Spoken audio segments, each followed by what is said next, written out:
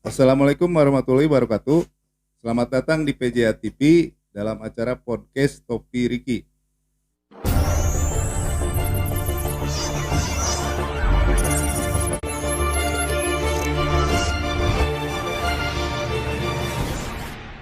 Tokoh pilihan kali ini adalah Kang Misbah Fauji. Dia adalah mantan anggota BPD Bunisari, Kecamatan Warung Kondang. Nah, saya ingin menyapa dulu. Kang Misbah, apa kabar? Alhamdulillah untuk saat ini, baik Kang Riki. Nah, ini kan perjalanan Kang Misbah ke sini tuh karena dia seorang aktivis muda. Kenapa menjadi tokoh pilihan? Topi Riki itu tokoh pilihan, Kang. Jadi tentu kita punya penilaian tersendiri memilih Akang, dan kita tahu Akang terpilih pertama kali mungkin jadi anggota BPD. Nah, bisa diceritakan awal mulanya kenapa tertarik mencalonkan sebagai anggota BPD? Pertama-tama saya ucapkan terima kasih dulu, kepada acara ini tentunya ya, Topi Riki. Pertama-tama, saya ceritakan awal mula daripada, ketertarikan saya sebagai BPD itu mungkin adalah salah satunya karena BPD ini dekat dengan masyarakat ya Kang. Karena sudah diatur oleh undang-undang bahwa BPD itu, selaku penjaring aspirasi masyarakat, pengawal aspirasi masyarakat dan penggali aspirasi masyarakat, salah satunya itu kalau nggak salah ada 12 poin itu, dan menyampaikannya kepada kepala desa, mengawal dan menyampaikannya. Ya mungkin, awal, itulah ketertarikan saya untuk, mencalonkan diri, sebagai BPD. Kemudian Akang terpilih. Iya Lalu betul, apa targetnya? Pada saat setelah terpilih apa sebenarnya targetnya? Kan pasti ada target pribadi dulu nih. Apa iya. targetnya?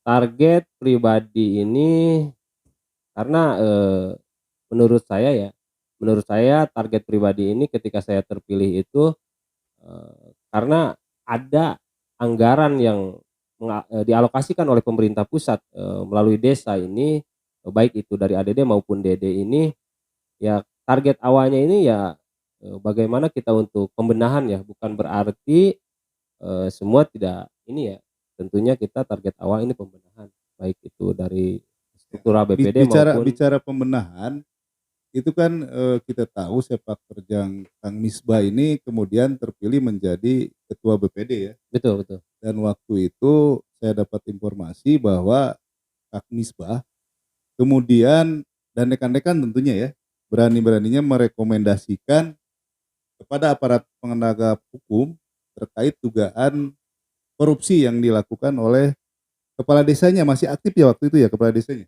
masih masih Kang, Masih aktif. masih. Nah, itu apa yang terjadi, Kang, waktu perjalanan itu gimana? Ini kan supaya tahu bagaimana proses BPD itu bekerja sehingga tidak muncul tiba-tiba kok BPD berani-beraninya misalnya Iya. merekomendasikan ke aparat penegak hukum. Gimana ceritanya, Kang?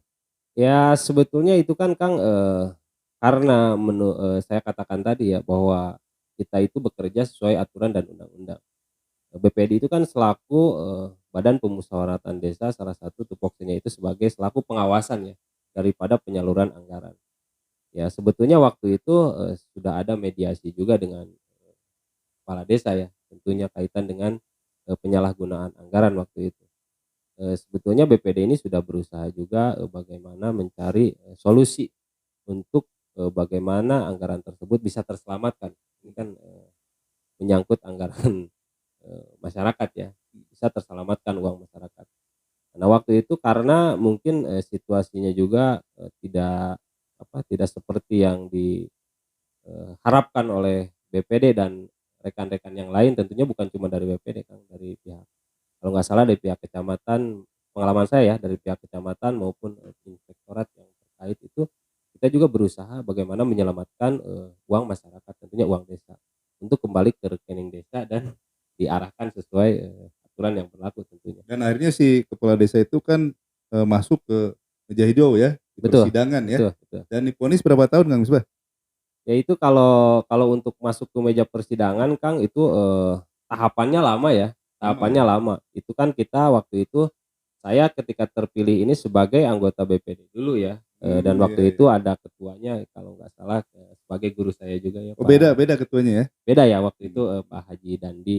Kebetulan beliau tertarik untuk mencalonkan diri sebagai kepala desa waktu itu, maka Mhm. beliau mungkin punya misi tersendiri ataupun punya, cita-cita ya untuk lebih, lebih, Maju ya? iya bukan untuk lebih maju, mungkin kalau pribadinya mungkin untuk lebih, lebih berbakti lagi lah kepada masyarakat ya, intinya seperti itu. Dan setelah, beliau hengkang ini digantikan oleh saya dan kita menjelang Pilkades dan di masa Pilkades itu ya saya pribadi, beserta rekan-rekan 6 BPD ya Mhm mhm. tentunya, rekan saya ini juga berjuang bagaimana caranya anggaran itu bisa kembali Kang. Jadi data-data itu dikumpulkan, prosesnya panjang berarti? Oh panjang Kang, sangat panjang sangat panjang. Mhm. Karena waktu itu, awalnya itu kan ada temuan ya, ada temuan, karena, kita selalu membiasakan, monep Kang, monitoring setelah pembangunan fisik dilaksanakan. Ya Mhm. tentunya dari awal ini kan, ada, Musdes ya, Musdes Mhm. itu, merencanakan ya, merencanakan, satu pembangunan pemerintah desa itu, ke sub bidangnya masing-masing, kebutuhan, masing-masing disesuaikan dengan Mhm. anggaran. Dan setelah itu dilaksanakan, pelaksanaan pembangunan itu kan dilaksanakan oleh kepala desa tentunya Kak. Setelah dilaksanakan oleh kepala desa dan kita sebagai BPD itu ketika ada, penyaluran anggaran dan dilaksanakan oleh kepala desa baik itu berupa fisik maupun non fisik ya, ya tentunya kita mengawasi. Setelah pelaksanaan kita awasi, kita monitoring, Mhm. kita cek langsung ke lapangan, ya ketika ada ketidaksinkronan ya kita kirim surat kepada kepala desa, setelah kirim surat ya kita diskusi langsung dengan kepala desa, untuk menemukan titik temu permasalahan. Ya itu sudah dilaksanakan oleh BPD waktu itu, ya cuma mungkin ada kendala di pemerintahan, apa saya juga tidak tahu alasannya Mhm. sehingga permasalahannya sampai ke meja hijau Kang. Tapi boleh tahu bahwa waktu itu tekanan kepada Anda dan rekan-rekan cukup tinggi apa tidak? Ya kalau tekanan kita, sebetulnya tekanan itu nggak ada ya kepada BPD, tekanan kepada BPD itu tekanan, melalui peraturan aja Kang, tekanan, melalui undang-undang aja Kang, bahwa ketika ada, salah satu, baik itu fisik maupun non fisik atau penyalahgunaan anggaran, yang dilakukan oleh kepala desa, ya tentunya BPD sebagai selaku badan pengawasan di desa, ini juga tergerus Kang, yang dikhawatirkan kan seperti itu. Gitu. Jadi bukan tekanan ataupun intimidasi dari siapapun, ya tentunya tekanan, dari, aturan yang harus, kita jalankan sebagai tupoksi BPD tentunya itu.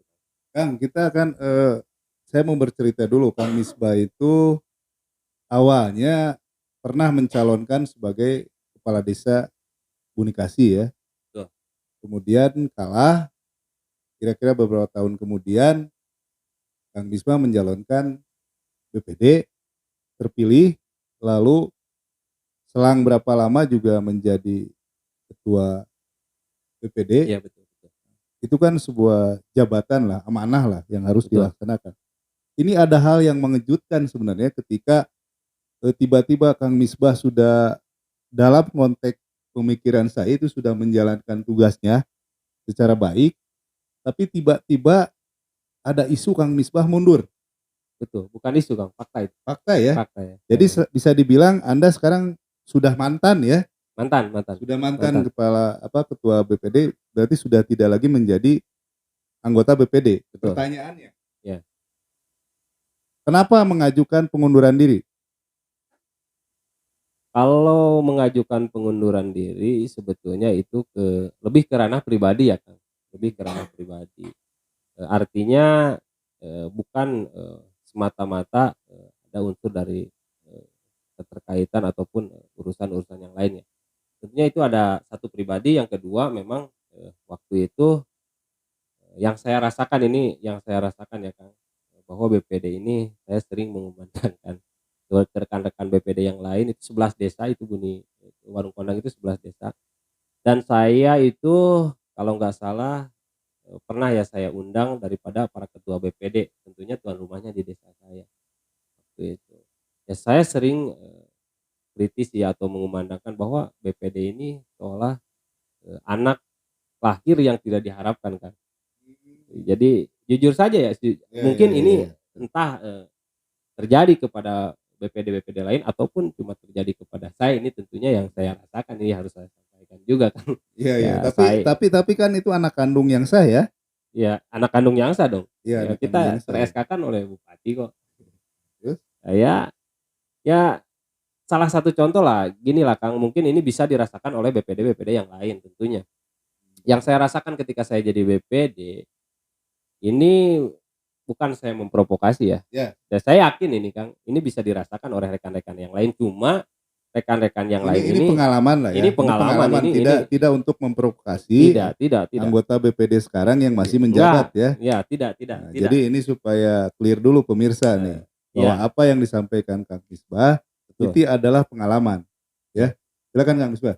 Jadi, ya kembali ke tadi Kang, saya tidak memprovokasi kepada para anggota BPD yang sudah ada saat ini ataupun yang masih menjalankan tugas saat ini, ya tentunya saya support juga ya kepada teman-teman BPD baik itu, di Cianjur ataupun di Ya, seluruh Indonesia ya, tentunya ya Kang ya.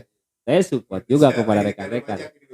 Cuman yang saya rasakan ini dan yakin, teman-teman rasakan juga ya yang saat ini masih, menjalankan fungsi sebagai BPD-nya. Maksud maksud Anda ini apa, semacam penderitaan atau apa ini dalam tanda petik gitu ya?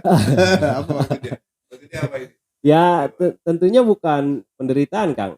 Jadi yang saya rasakan pribadi, ataupun rekan-rekan rasakan waktu menjadi BPD ini salah satunya ya ini Kang, kalau saya umpamakan dulu itu sering saya diskusi ya, diskusi bincang-bincang dengan BPD-BPD yang lain, ya ya umpama aja lah kita, ibarat kalau kita lagi memburu rusa, ini Oh, BPD ini kita memburu rusa beserta pemerintah desa gitu kan, salah satu contohnya seperti itu. Kita kejar rusa bareng-bareng Kang, tapi setelah rusa ini tertangkap, eee, BPD ini seolah-olah, apa apa, ditinggalkan, bukan bukan. ditinggalkan, BPD ini seolah-olah, dibiarkan saja dan melihat, mangsa itu melihat rusa yang sudah ditangkap itu mereka makan dan setelah mereka makan, lalu BPD dilempar, oleh tulangnya Kang. Dalam artian saya katakan tulang ini masalah Kang, Iya iya, betul terus? nggak? Setelah dieksekusi ini kan untuk merancang, anggaran masuk ke desa ini, ya tentunya kan bersama BPD. Iya Itu iya kan kita memburu, iya, ya kan? memburu. Memburu anggaran. Iya iya, Nah, artinya anggaran tahap satu ini heeh, harus selesai apabila, pengen anggaran tahap 2 cair. Kan heeh, tentunya seperti itu. Nah, setelah anggaran ini cair, cair. kadang-kadang pembangunan fisik ataupun kegiatan yang lain ini, BPD itu ditinggalkan dan setelah dilaksanakan baru BPD diberitahu. Nah, ini yang saya sampaikan. Tapi kan fungsi BPD kan tidak boleh masuk ke ranah eksekutif. Ya sebetulnya, bukan saya mendorong BPD untuk masuk ke ranah eksekutif Kang, tapi paling tidak, pemerintah desa ini berkomunikasi dengan BPD apabila anggaran ini sudah masuk, ini mau melaksanakan pembangunan. Kan di situ kan BPD itu harus tahu juga selaku badan pengawasan ya Kang. Ya Artinya diberitahukan lah gitu ya ya? diberitahukan lah, intinya komunikasi aja dan ini terjadi kepada, saya pribadi ataupun, rekan-rekan BPD yang lain. Ya ketika ada anggaran masuk terus pembangunan fisik mau dilaksanakan, BPD itu diberitahu setelah, pembangunan itu selesai biasanya Kang. Jadi gini, kalau saya analogikan, kenapa enggak? Kalau mau benar, ya terbuka aja lah, kasih tahu kira-kira gitu ya? Iya iya Kira-kira gitu iya ya? iya Ini ada iya. maaf nih, misalnya ada semacam BPD seperti tidak dihargai lah. Ya itu aja ya. Ya saya sebagai BPD ini kan sudah jelas juga ya hak-hak dan fungsi kita itu kan BPD itu juga tidak tidak boleh menjadi eksekutor pembangunan ataupun pelaksana pembangunan itu juga kita sudah tahu itu kan undang-undang sudah jelas ini terpampang publik ini kan undang-undang. Tapi, cuma BPD ini cuma menuntut hargailah kami ini BPD selaku badan pengawasan di desa. Ya tentunya ketika ada anggaran masuk, ya tolonglah beritahu BPD, kita bareng-bareng laksanakan, pembangunan tersebut kalau misalkan ataupun kegiatan kita laksanakan kegiatan tersebut dan apabila ada kekurangan di kegiatan tersebut, ya BPD juga kan berhak, mengajukan bahwa apa memberi saran ataupun sebagainya kepada pemerintah desa. Kalau ini misalkan pembangunan fisik salah ataupun kegiatan ini sudah Kang, menyalahi aturan kalau kalau misalkan. boleh tahu insentif BPD itu berapa, Kang?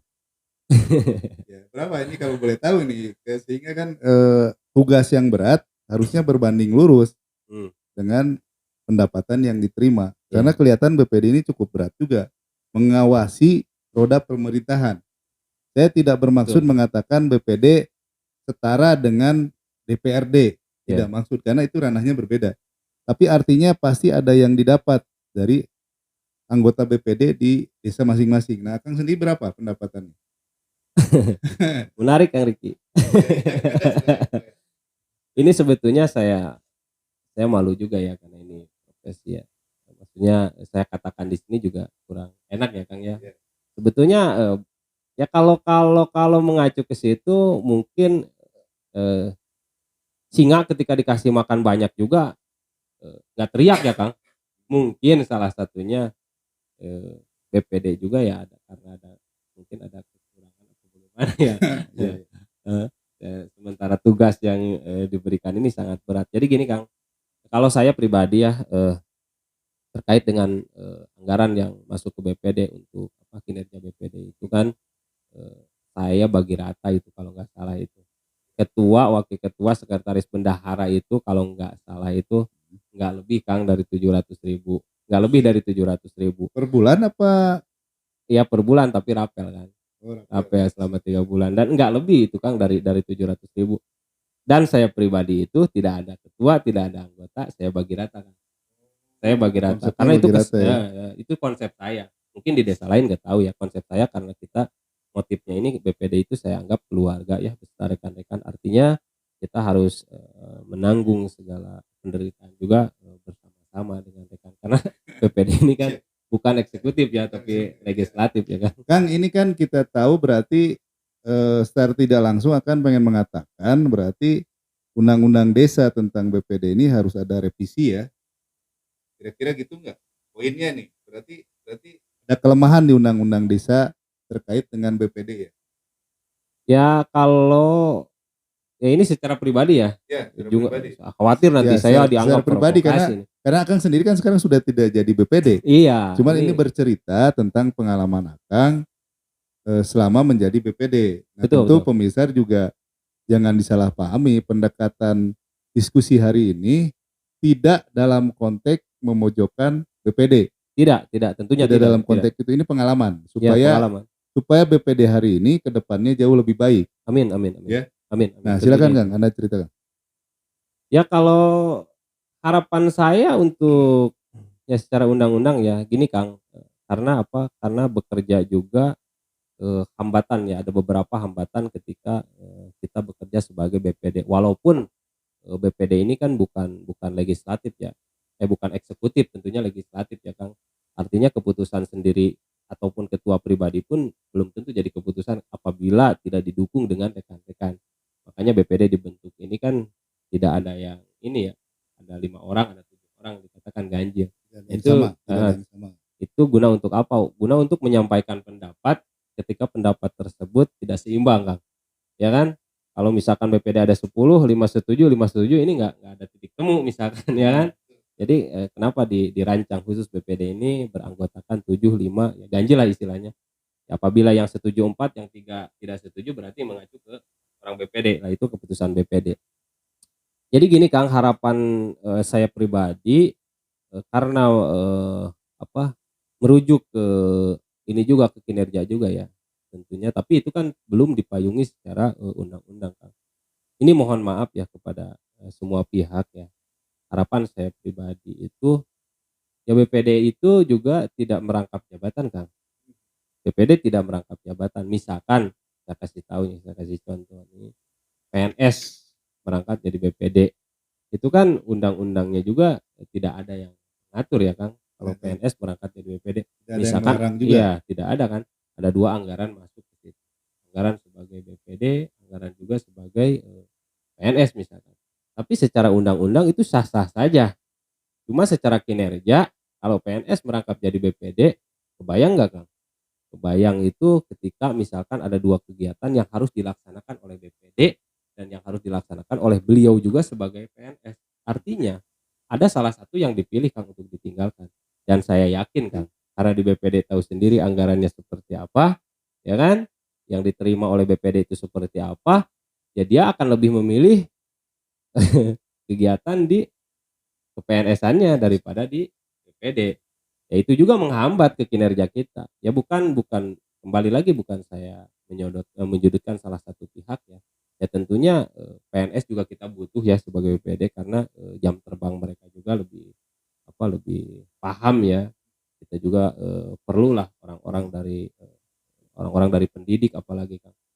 SDM BPD ini kan beragam ya, Ya, dari berbagai macam profesi. Itu betul. pengalaman Kang Misbah dulu selama menjadi ketua BPD itu bagaimana mensinergikan, karena ini beda-beda nih profesinya, Iya betul tidak betul hampir tidak ada yang sama. betul. Nah itu bagaimana mensinergikan waktu, terus misalnya berkegiatan, itu kan relatif susah bagaimana mengaturnya. Bagaimana itu Kang Misbah, bagaimana bisa tercipta dengan baik pengaturan itu? Ya tentunya kan, ada tahapan-tahapan kegiatan ya Kang. Seperti gini ajalah kita, eee, salah satu contoh misalkan BPD ini kan, eee, merancang RPJMDes, rencana pembangunan jangka menengah desa skala 6 tahun ketika kepala desa terpilih misalkan kan. Ini kan sudah dirancang dan BPD melaksanakan, musdes setiap kali, akan ada pembangunan kan. 1 tahun setiap kali akan ada pembangunan dan di situ juga sudah dialokasikan anggaran.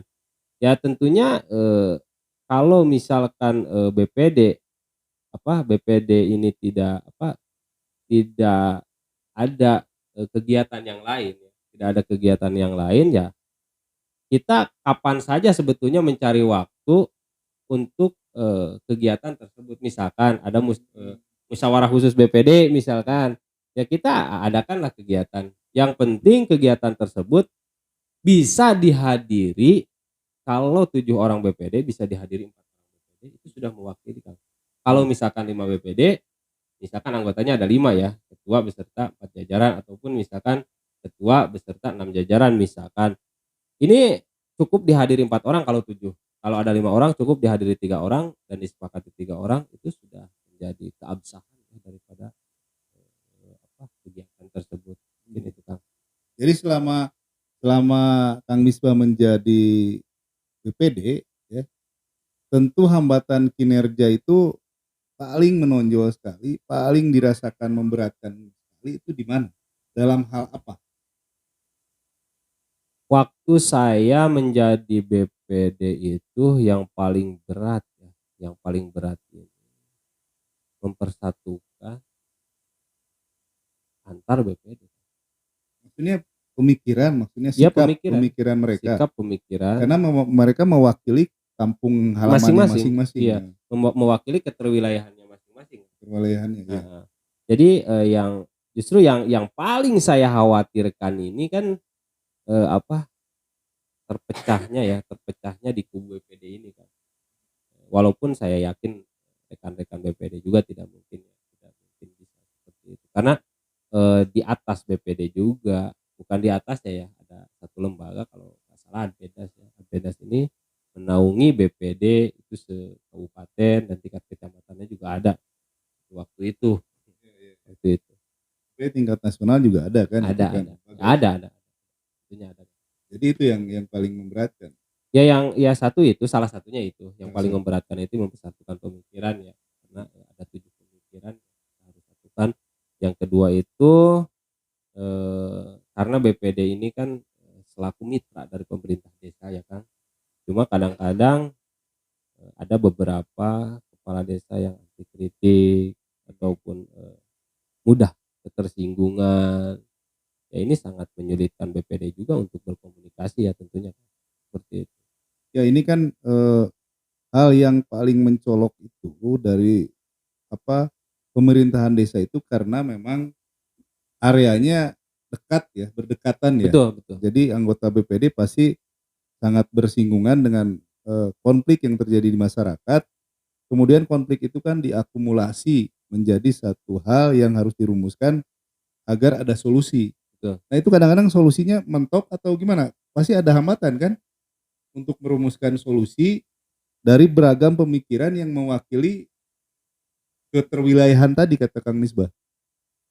Sebetulnya kalau menurut saya waktu itu, bukan itunya ya, Kak, bukan itunya. Karena kan, kebutuhan masyarakat ini varian ya. Ya, ini misalkan contoh di saya ini kan ada 3 wilayah ya, Kemanoran 1, 2, dan 3 misalkan. Ini kalau misalkan ada anggaran 1.000 misalkan, ada anggaran 1.000 perak, Kang. Sementara kebutuhannya ini 3 wilayah. Nah ini kan masing-masing BPD menyerukan sesuai kebutuhannya. Dan ini bagaimana uang Rp1.000 ini bisa, ajas manfaatnya ini merata. Nah ini kan, nah itu kadang-kadang kita menemukan kesulitan misalkan dari keterwakilan wilayah satu mengajukan jembatan misalkan, sementara jembatan tersebut harus menelan anggaran kalau 500 perak misalkan. Nah ini keterwakilan 2 dan 3 ini berarti cuman kebagian 250 perak misalkan. Nah itu kan ada kadang-kadang, kecemburuan sosial juga Kang, seperti itu. Bagaimana mengatasinya sehingga, eee, satu wilayah itu tidak merasa tersinggung lah, "Oh saya kok bagiannya segini," gitu, yang wilayah itu kok lebih gede gitu, kan pasti ada persinggungan karena lokasi yang berdekatan. Ya kalau seperti itu biasanya tapi ngerti juga sih masyarakat, tergantung dari sosialisasi pemerintah desa ya. Bisa, Tentunya iya dari iya. kepala desa, bawahnya mandor ya, mandor terus ke RW dan ke RT-nya. Ini tergantung dari sosialisasinya bagaimana menyampaikan, menyampaikan hal tersebut, sehingga masyarakat masing-masing bisa menerima karena sesuai kebutuhannya. Tentunya itu, Kak. Ya ini kadang-kadang suka ada miskomunikasi lagi di sini antara masyarakat dengan pemerintah desa, Kak, karena minimnya informasi ataupun minimnya sosialisasi. Ya sehingga terjadilah, kadang bergesekan sehingga ya, enggak tentunya belum pernah ya kita. Kadang sedikit ada miskomunikasi gitu. Ya itu solusinya itu kita musdes, musyawarah desa Bisa. dengan memanggil, para tokoh-tokoh masyarakat, tokoh-tokoh pemuda, ya tokoh agama juga kita hadirkan di desa. Ini kita bicara sebelum Covid nih, Sebelum Covid ya, sebelum sebelum Covid Covid ya, karena sebelum Covid, ini sebelum karena Covid. ketika Covid ini kan kita dilarang juga untuk berkerumun ya. Kalau musdes ini kan mewakili, bermacam-macam, dari pemuda, perempuan, dan lain sebagainya. Kita, musyawarah desa tentunya menghadirkan masyarakat yang banyak dan ketika Covid ini kita nggak bisa juga. Ini sebelum Covid, kita bicara sebelum Covid, ya tentunya, solusinya kita dengan, musdes Kang, musyawarah desa dan, disampaikanlah, tujuan kita bukan untuk, untuk membeda-bedakan ya tentunya, tapi kita juga sesuai kebutuhan dan ketika anggaran yang akan datang masuk ya tentunya kita selaraskan dengan yang lain gitu Kang Kang. Misbah, kalau Anda pernah di BPD, berarti kan ada semacam, apa namanya, gagasan besar lah di kepala Kang Misbah, "Oh BPD harus begini," gitu. Pasti ada gagasan besar. Kalau boleh tahu, apa gagasan besar itu yang mungkin sehingga Kang Misbah memilih mundur? Bisa disampaikan di sini supaya pemirsa juga tahu, siapa tahu Kang Misbah punya gagasan besar, gagasan agar BPD ke depan jauh lebih baik. Apa itu? Ya gagasan besarnya itu Kang, bahwa BPD ini, eee, harus, harus, bersinergi ya dengan BPD-BPD yang lain dan pemerintah desa. Kalau menurut saya gagasan besarnya ini ya bukan besar ya, ya gagasan saya kenapa saya harus mundur dari pemerintah desa ini, ya karena salah satunya itu Kang, waktu itu kejadiannya juga nggak bisa saya katakan di sini ya, karena kejadiannya mungkin untuk menyelamatkan lembaga BPD sendirilah, mungkin poinnya itu Kang, untuk menyelamatkan lembaga BPD sendiri dan sehingga Bersatu. saya mundur, harus bersatulah, Saya sehingga saya tidak mundur. saya tidak akan memperdalam, kenapa Kang Misbah memilih mundur, tapi yang kita ingin gali di sini adalah agar BPD ke depan jauh lebih baik. Nah, saya ingin bertanya soal yang sifatnya pribadi Kang Misbah. Siapa sih sebenarnya yang berjasa dalam kehidupan Anda sehingga Anda bisa seperti sekarang ini? Karena yang saya tahu, yang saya kenal dari awal Kang Misbah itu belum belum jadi apa-apa, tapi kemudian, waktu itu mencalonkan sebagai kepala desa, kemudian BPD terpilih dan memilih satu tindakan yang luar biasa, polemik sebenarnya, kontroversial, mundur, iya kan? Ini Iya ini betul. ini cukup mengejutkan. Sebenarnya siapa sih yang paling berjasa dalam pemikiran Kang Misbah dan apa yang ingin disampaikan kepada orang itu? Kalau yang paling berjasa dalam pikiran saya bukan kesuksesan Kang, berjasa dalam pikiran saya, Iya ya iya kan. Beda antara iya berjasa karena iya kesuksesan saya belum sukses. iya, siap. Tapi berjasa dalam pemikiran saya yang menurut, saya pribadi, saya sayang terhadap pemikiran saya ya. Tentunya gini Kang, yang pertama yang paling berjasa itu tentunya kedua orang tua, Ya, ya. Kedua orang tua almarhum ibu saya pribadi Kang. mmm, Terus yang kedua, yang paling berjasa dalam pemikiran saya itu, salah satunya ya teman hidup saya, itu istri saya Kang. Terus pasti. yang ketiga, ada salah satu mentor spiritual saya dan, mentor saya pribadi dalam hal cara berpikir ya, kalau nggak salah itu kan, waktu itu saya diajarkan untuk menjadi seperti ini, menjadi seperti pribadi saya pribadi dan tidak menjadi seperti orang lain. Itu kalau saya harus katakan di sini yang paling berjasa buat saya ini mentor saya pribadi itu Kang Teddy Subarka, Kang. Beliau itu adalah salah satu sosok, yang sangat mencintai, budayanya Kang, tentunya, Budaya Sunda ya, budaya budaya lokal ya? budaya lokal ya Sunda. Iya, satu itu dan yang kedua beliau itu orang ya akademisi politik ya, akademisi politik, dan beliau itu tidak berpolitik untuk mementingkan kepentingan pribadi, selalu berpolitik itu untuk mementingkan kepentingan umum Kang. Ya itu sebagai guru saya, pribadi, beliau sangat berjasa ya dan sampai saat ini, salah satunya gagasan daripada beliau ya yang saya amanahkan dan saya jalankan.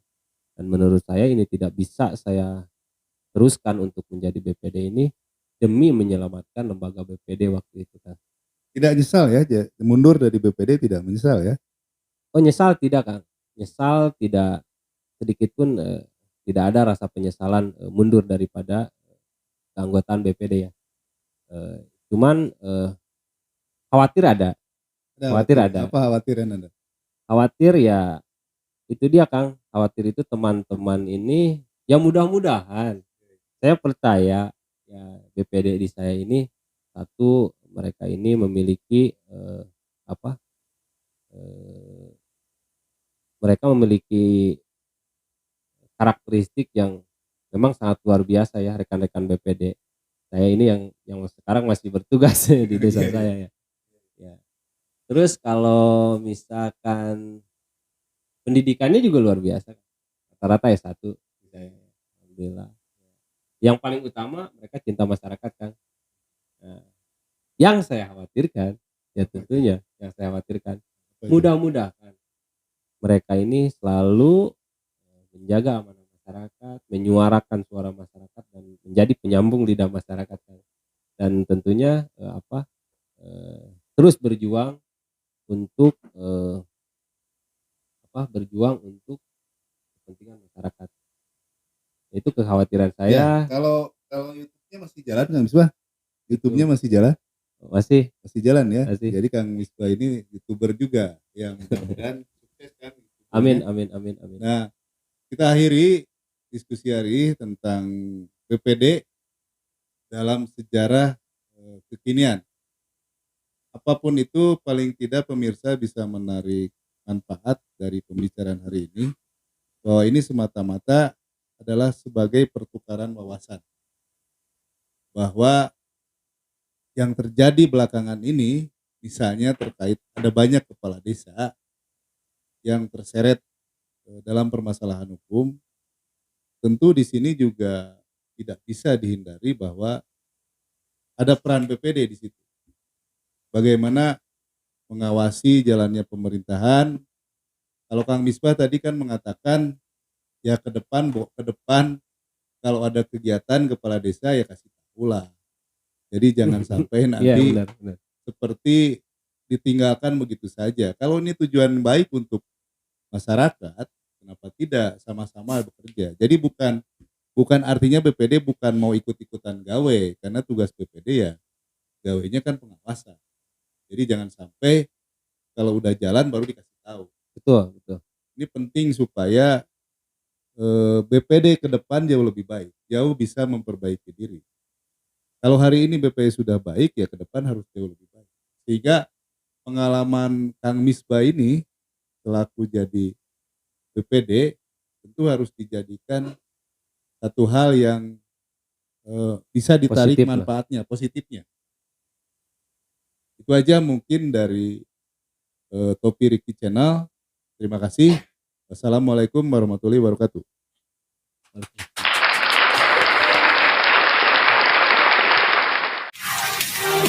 Love